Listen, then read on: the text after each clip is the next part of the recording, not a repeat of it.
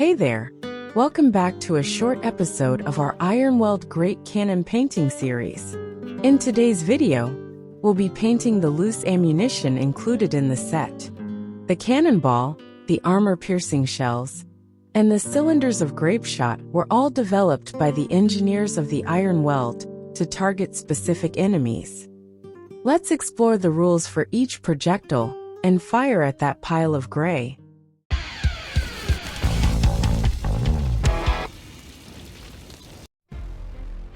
These pieces of ammunition belong to the Ironweld Great Cannon set from Cities of Sigmar in Age of Sigmar. We're almost done painting all the accessories included in the kit. As always, the colors we're using will appear on screen throughout the process, and you'll find a full list in the video description. And of course, if you have any thoughts, questions, or suggestions, drop them in the comments below. We always appreciate your feedback. The engineers of the Ironweld arsenal have worked tirelessly to develop an array of specialized ammunition for the Great Cannon, each designed to serve a distinct purpose on the battlefield. When commanding this war machine in the heat of an Age of Sigmar battle, we are given the choice between three devastating options. The first is the cannonball, the most traditional of projectiles, a solid mass of iron that can crush anything in its path. Then we have the armor-piercing shell, designed specifically to punch through the thick plating of heavily armored foes.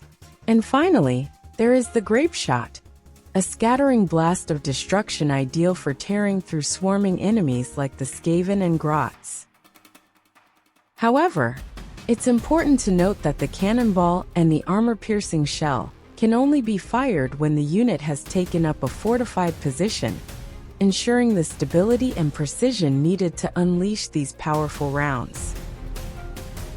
Each of these weapons carries its own unique properties, different ranges, attack values, damage output, and other defining characteristics, all of which are fully detailed in the battle tome. Beyond the battlefields of the mortal realms, history provides us with fascinating insights into these forms of artillery. The round shot, more commonly known as the cannonball, has a long legacy of use in warfare. In its earliest iterations, it was hewn from stone, carefully shaped to be as aerodynamic as possible.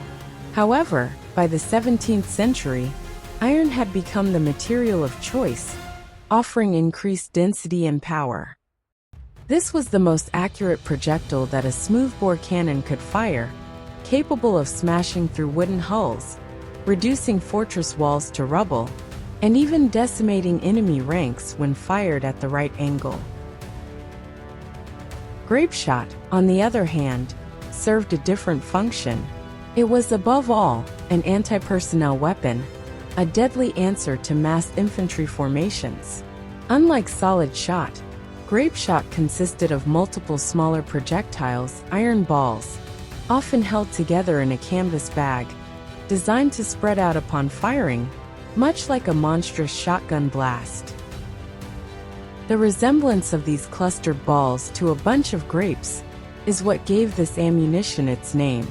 In some versions, the shot was held in place by a coiled bar and dispersed upon detonation. Devastating at close range, it could rip through entire units of soldiers. However, its effectiveness was limited by its short range, and it was all but useless against enemies who had taken proper cover. Despite these drawbacks, it served as the conceptual foundation for later developments, such as shrapnel shells. And then we come to the shells themselves, explosive projectiles that revolutionized artillery. These were hollow iron spheres packed with gunpowder, designed to explode upon impact or after a timed delay.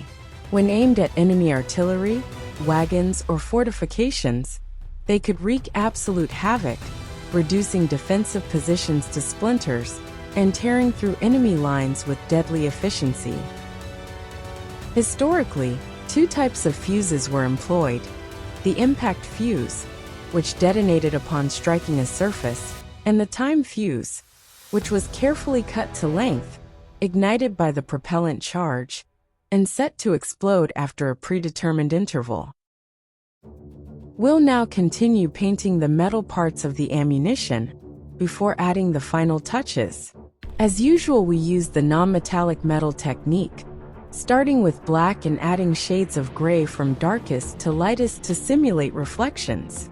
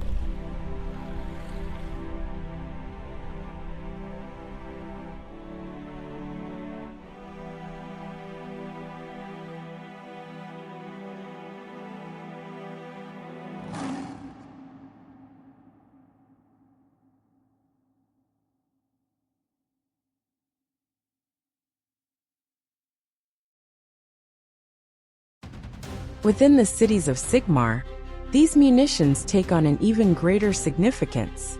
They are not merely weapons of war, but sacred instruments of divine wrath, inscribed with litanies of protection, Sigmarite maxims, and ancient sigils of banishment.